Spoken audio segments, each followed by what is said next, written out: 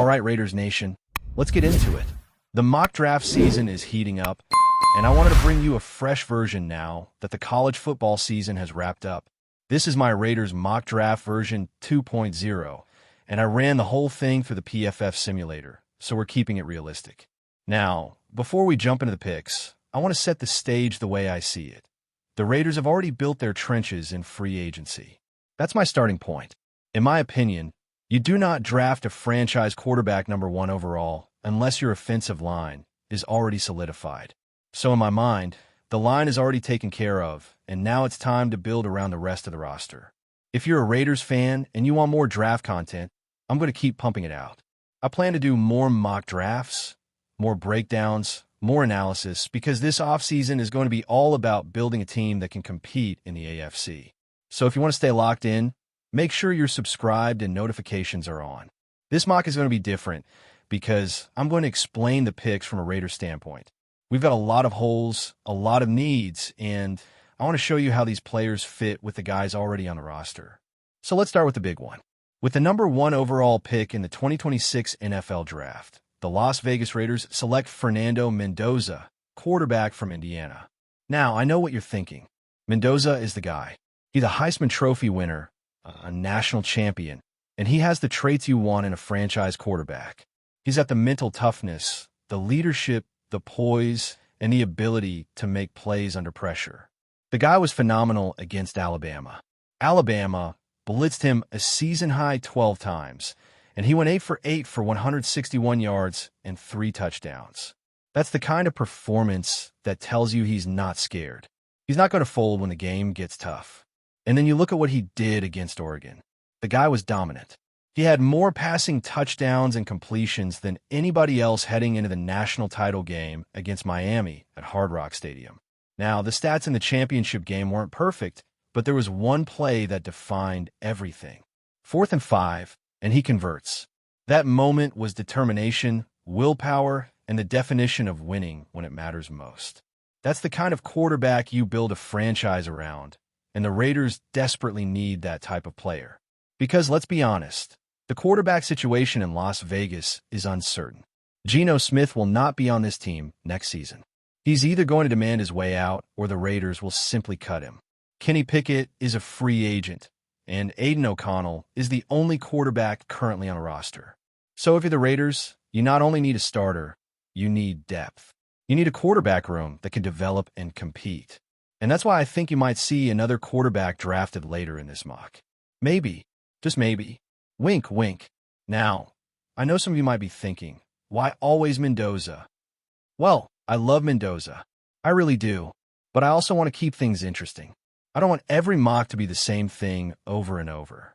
If this mock gets 2,000 likes, I'm telling you right now, the next mock draft, version 3.0, will involve trading the #1 overall pick. If you want to see that, hit the like button. If you want me to stick with Mendoza at #1, type his name down below. Either way, we're having fun with it. Now, let's jump to the second round, pick 36. My pick here is Mesidor, edge rusher from the Miami Hurricanes. And I want to address the edge situation because when you look at the Raiders' salary cap, you realize there's only so much money to go around. I want to spend a lot of it in the trenches, especially on the offensive line. I also want to add another receiver, which means the cap may not allow for a big money replacement for someone like Mac Hollins. So I need to find value in the draft, and I need to find a player who can come in and make an immediate impact. Mesidor is that kind of player.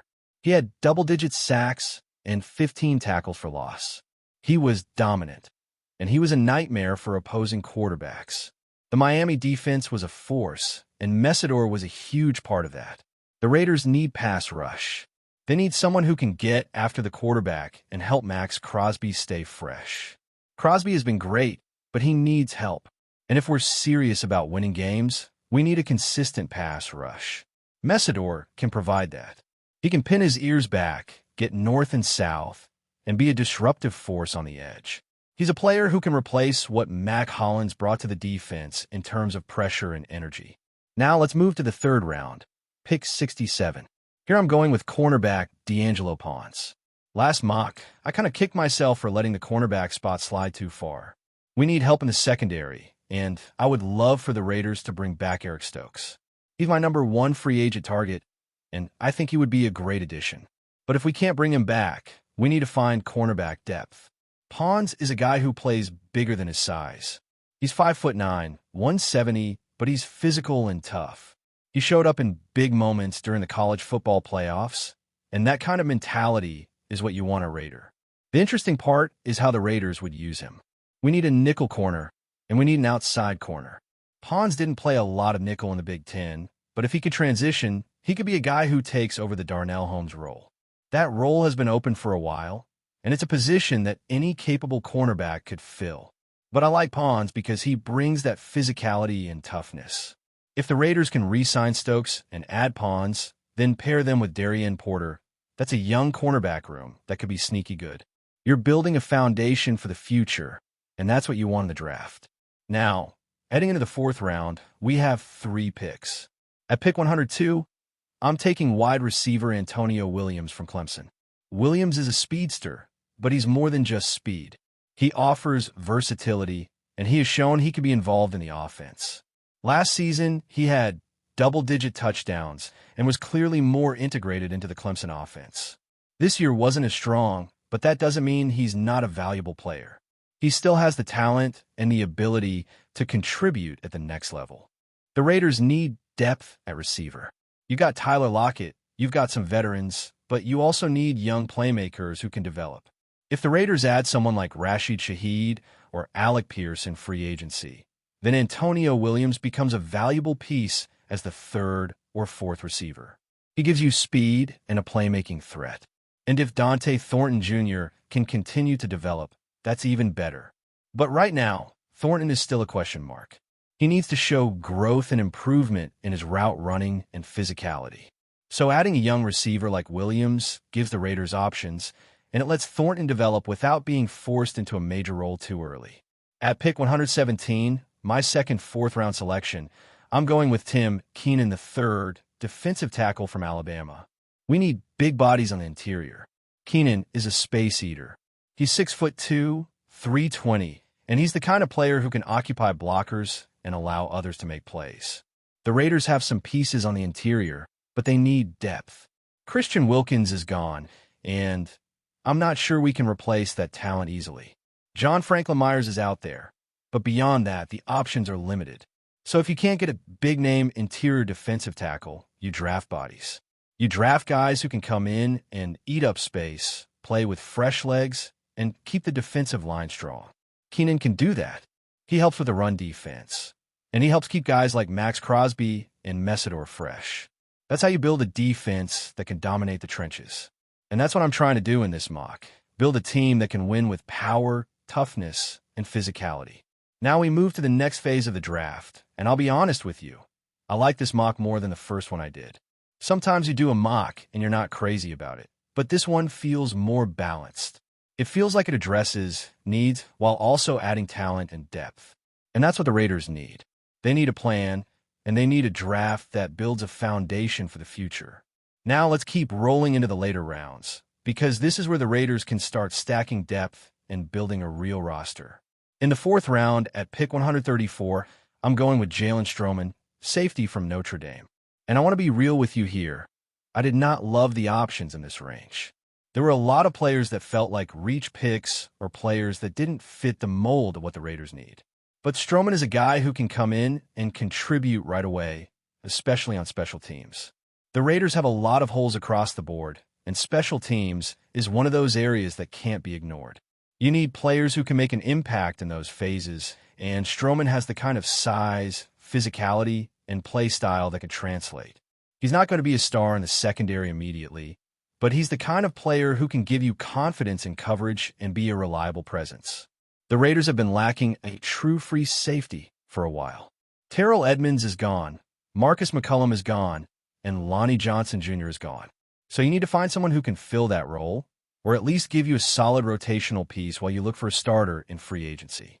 I'd love for the Raiders to find a true free safety in free agency, but in the draft you need to add depth. Stroman gives you that. He gives you a guy who can step in and play special teams, and he gives you some coverage ability. He's not the flashiest pick, but he's the kind of player you need if you're building a team that can survive the grind of an NFL season. Moving into the 5th round at pick 174, I'm selecting Kyle Lewis, linebacker for Pittsburgh. Now, when you look at the Raiders' linebacker room, it's a mess right now. Devin White is a free agent. Jamal Adams is a free agent. Alanon Roberts is a free agent. You've got John Radington, who's primarily a special teams player and also a free agent. Then you have Tommy Eichenberg and Cody Linderbaum, but you still need depth. You need linebackers who can do multiple things, who can tackle, cover, and contribute on special teams. Kyle Lewis is that type of player. He's a guy who can do a lot of different things, and he has the kind of instincts and versatility that you want from a linebacker in today's NFL. Lewis has size, he has speed, and he has the ability to cover. He's not going to be a superstar, but he can be a reliable contributor, and that's what the Raiders need. They need reliable players. They need players who can step in and play when called upon. If the Raiders go after a linebacker like Devin Lloyd in free agency, then you can afford to take some cheaper depth pieces in the draft. That's the plan here. Spend the money on a high-level linebacker, and then use the draft to fill in the depth. That's how you build a roster that can withstand injuries and the long grind of the season.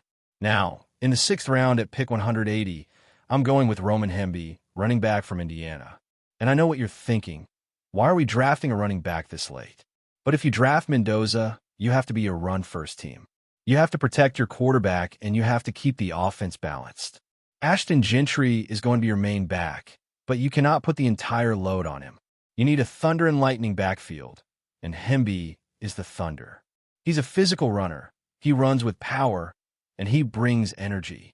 He reminds me of Zamir White, and that's the type of back the Raiders need in this offense. The Raiders have been lacking a true backup who can come in and take carries and maintain the physical identity of the run game. If you're going to run the ball 20 to 25 times a game, you need a backup who can handle 5 to 6 carries and still make a difference. Hemby can do that. He's got the ball security, he's got the physicality, and he has the kind of toughness you want from a running back in this offense. He also has a connection with Mendoza, and that chemistry matters. If your quarterback and your running back can build a relationship, it helps the offense run smoother. So Hemby is my pick here because he fits the style of offense I'm envisioning for the Raiders. Continuing in the 6th round at pick 183, I'm going with Nate Borcher, tight end from Texas A&M. Now, this is a pick that is all about scheme.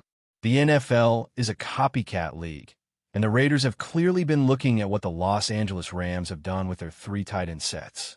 The Raiders have interviewed multiple offensive coaches who are familiar with that style, and they're clearly interested in adding more blocking and physicality to the tight end position. Brock Bowers and Michael Mayer are the elite tight ends in the league right now, and the Raiders would love to have that kind of production. But the 3rd tight end is also important. You need someone who can block, who can help in the run game, and who could be a red zone option. Before we continue, don't forget to subscribe to our channel and give this video a like. Your support helps us keep bringing you the latest updates on our Las Vegas Raiders. And don't be shy. Drop your thoughts on the news in the comments below.